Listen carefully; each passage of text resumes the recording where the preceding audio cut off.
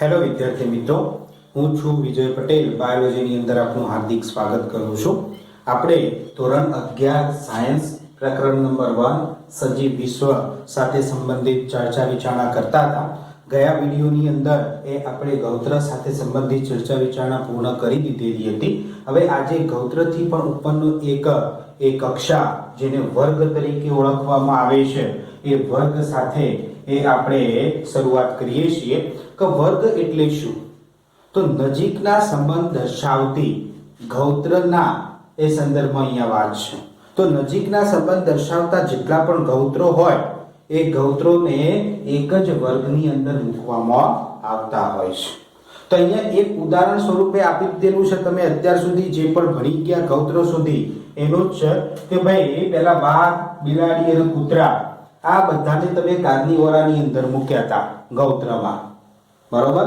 એ જ રીતે વાનર, ગોરીલા અને ગિબ્બન એ જે પણ વદરાઓની જાતિઓ છે બધી એ બધાને એક જ ગૌત્રમાં પ્રાઇમેટાની અંદર મૂકવામાં આવેલા છે.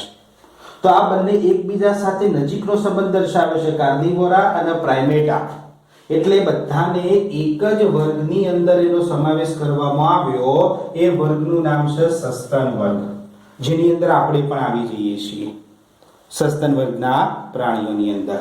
તો આ સસ્તન વર્ગની અંદર કોઈ એવું નથી કે પ્રાઇમેટા અને કાર્નિવોરા બંને જ આવી શકે. એ સિવાય પણ ઘણા બધા એ ગૌત્રોનો સમાવેશ કે જે સરખા લક્ષણો દર્શાવતા હોય તો એમને એ વર્ગની અંદર મૂકવામાં આવે છે સસ્તન વર્ગની અંદર. આવા ઘણા બધા વર્ગો છે, કોઈ એકલો સસ્તન વર્ગ નથી. ઘણા બધા વર્ગો છે, જેવા કે સસ્તન વર્ગ તમે ભણ્યા, ઉભયજીવી વર્ગ, પછી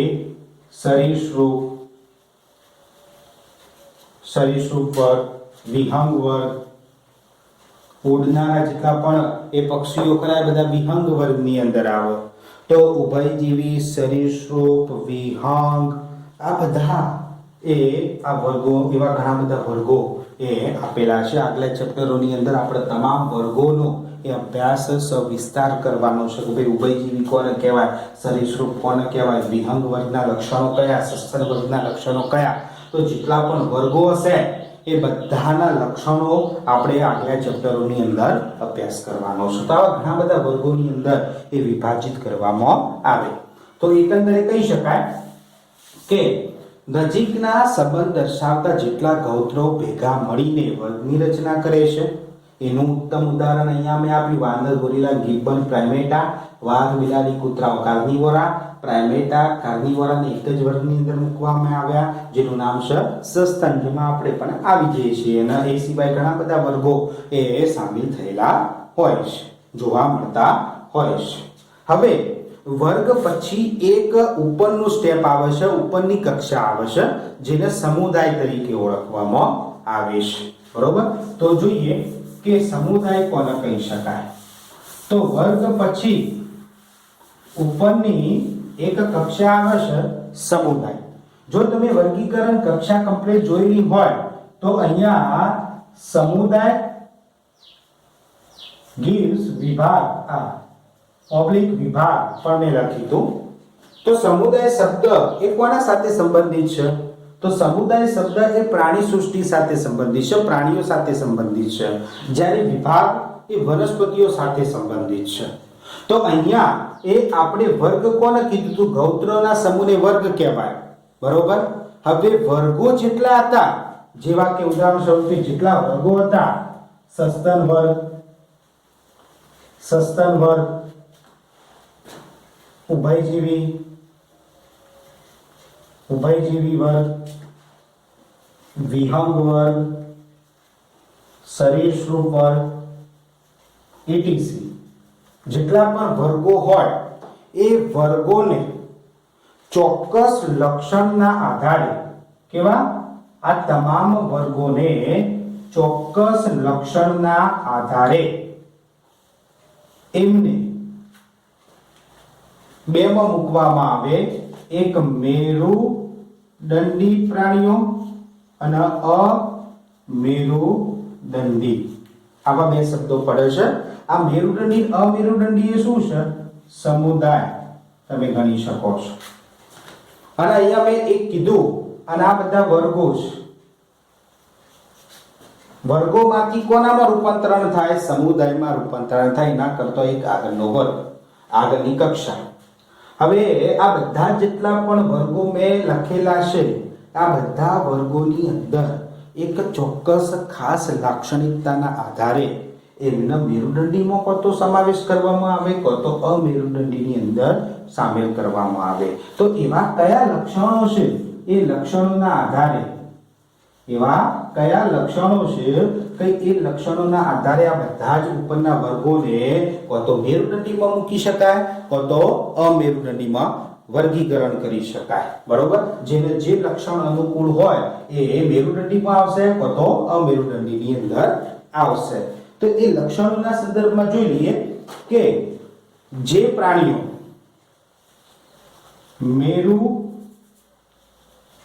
મેરુદંડ દર્શાવતા હોય અને સેકન્ડ પૃષ્ઠભાગે પોલું ચેતાતંત્ર પ્રેઝન્ટ હોય. આ બે લક્ષણોના આધારે એને કો તો મેરુદંડીમાં મૂકી શકાય, કો તો અમેરુદંડીની અંદર મૂકી શકાય છે. તો એના સંદર્ભમાં જોઈએ, આ એક શાબ્દિક શબ્દની અંદર હું તમને સમજાવવાનો પ્રયત્ન કરું તો મેરુદંડ એ આપણો કોના સાથે સંબંધિત છે? કરોડ સ્તંભ સાથે સંબંધિત છે. બરોબર? તો આપણું જે કરોડ સ્તંભ ખરું એ જ્યારે પણ ગર્ભીય વિકાસ હોય, બાળક જ્યારે જન્મ થતું હોય ત્યારે એના ગર્ભીય વિકાસ દરમિયાન જો મેરુદંડનું નિર્માણ થાય અને મેરુદંડમાંથી કોનું રૂપાંતરણ થાય? કરોડ સ્તંભનું રૂપાંતરણ થાય. તો એવા તમામ પ્રાણીઓને તમે શું કહેશો? મેરુદંડી પ્રાણીઓ. અને જે પ્રાણીઓ પોતાના ગર્ભીય વિકાસ દરમિયાન એ મેરુદંડ દર્શાવતા ન હોય અને એમનું કરોડ સ્તંભમાં રૂપાંતરણ ન થતું હોય તો એ બધાને તમે શું કહી શકો? અમેરુદંડી પ્રાણીઓ કહી શકો. તો આની અંદર જે હશે કે જેની અંદર કરોડ સ્તંભ અથવા તો મેરુદંડ જોવા મળતો હશે એને મેરુદંડીમાં મૂકશો તમે, અને જેની અંદર મેરુદંડ જોવા નહીં મળતો હોય એને અમેરુદંડીની અંદર મૂકશો તમે. બરોબર? બીજું, પૃષ્ઠભાગે પોલું ચેતાતંત્ર. આપણા પૃષ્ઠભાગે કયું છે? આ વક્ષ સાઈડ છે આપણને આગળની, અને એ પાછળની પૃષ્ઠ સાઈડ છે. બરોબર? તો પૃષ્ઠભાગે પોલું ચેતાતંત્ર મીન્સ કરોડ સ્તંભ છે એ કરોડ સ્તંભ કશેરુકાઓનો બનેલો હોય છે, અને આ કશેરુકાના સંદર્ભમાં વચ્ચે એ પોલો ભાગ હોય છે. એટલે કરોડ સ્તંભ વચ્ચેથી પોલો હોય છે, અને એ વચ્ચે પોલા ભાગે રુધિર કેશિકાઓનું જાળું અને ચેતાઓનું જાળું હોય છે. ચેતાકોષો તમે નીચલા ધોરણમાં ભણી ગયેલા હશો, તો એવા ઘણા બધા ચેતાકોષોનું એકદમ ઝાડા જેવી રચના હોય છે. તો પૃષ્ઠભાગે કરોડ સ્તંભની અંદર એ ચેતાતંત્ર પ્રેઝન્ટ હોય. તો આ બે લક્ષણોના આધારે તમે એને મેરુદંડી અને અમેરુદંડીની અંદર કન્વર્ટ કરી શકો છો. તો આપણે કેવા કહેવાય? મેરુદંડી કે અમેરુદંડી? આપણા પાછળ કરોડ સ્તંભ છે એટલે આપણે મેરુદંડીમાં આવીએ. અને આપણા સજીવ શરીરમાં ચેતાતંત્ર છે, તમને કોઈ સ્પર્શ કરે છે તરત તમે હાથ પાછો ખેંચી લો છો. ગરમ તપેલી તમારો હાથ બી જાય તરત તમે હાથ પાછો ખેંચી લો છો. એ સંવેદના છે, આપણે ચેતાતંત્ર દર્શાવીએ છીએ. એના કારણે એને મેરુદંડીની અંદર તમે મૂકી શકો છો. ક્લિયર? તો સમુદાય મુખ્યત્વે બે છે પ્રાણીઓના સંદર્ભમાં. આ બે લક્ષણના આધારે મેરુદંડી અને અમેરુદંડી પ્રાણીઓ. બરોબર? એ જ રીતે વનસ્પતિઓના સંદર્ભમાં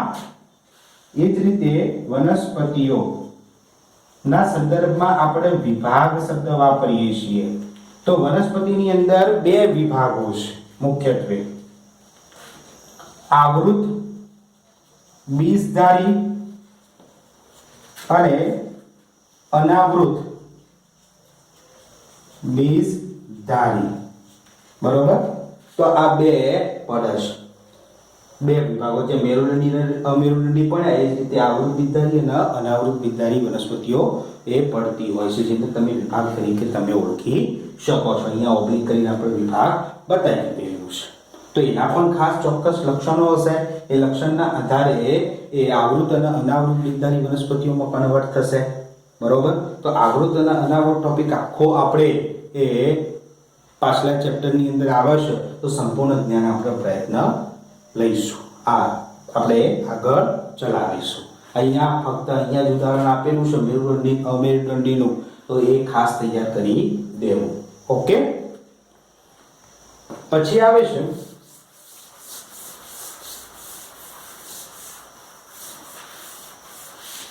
કે સૃષ્ટિ. છેલ્લું સૃષ્ટિ. મુખ્યત્વે બે સૃષ્ટિઓ એ જોવા મળતી હોય છે આખા વિશ્વના સંદર્ભમાં. એક આવે છે વનસ્પતિ સૃષ્ટિ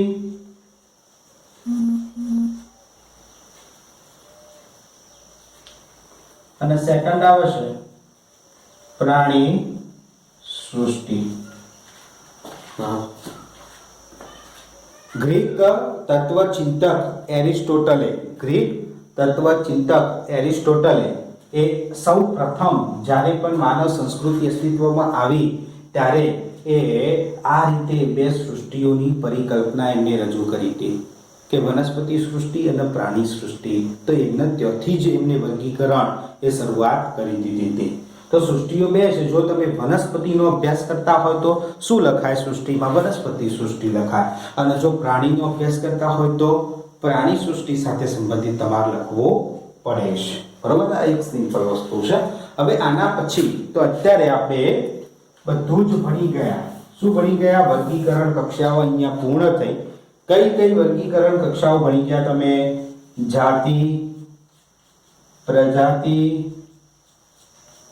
જાતિ, પ્રજાતિ, કુળ, ગોત્ર, વર્ગ, કુળ, પછી ગોત્ર, પછી વર્ગ, પછી સમુદાય, વિભાગ અને સૃષ્ટિ. બરોબર. બની ગયા.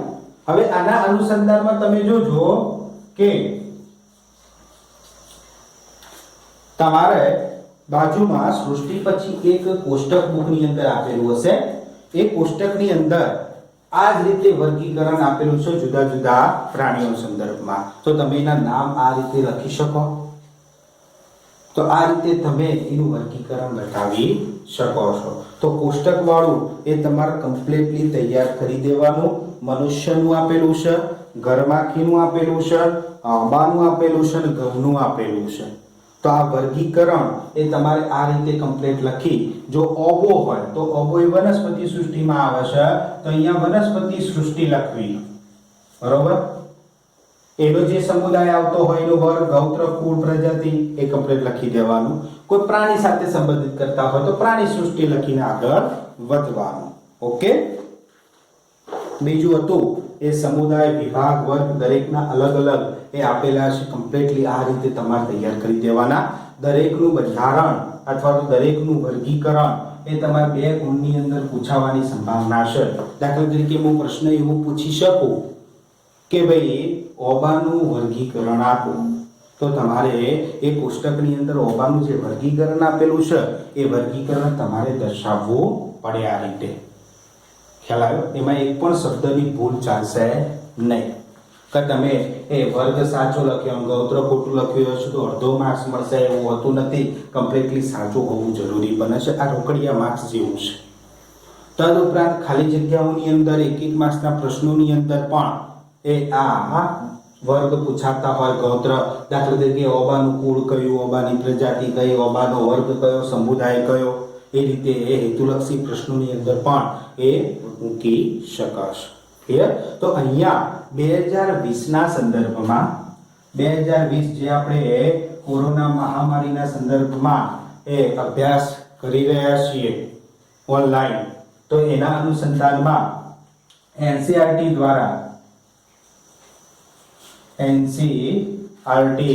દ્વારા એ 30% સિલેબસ 30% સિલેબસ એ ડિલીટ કરેલો છે, એટલે કે રદ કરેલો છે.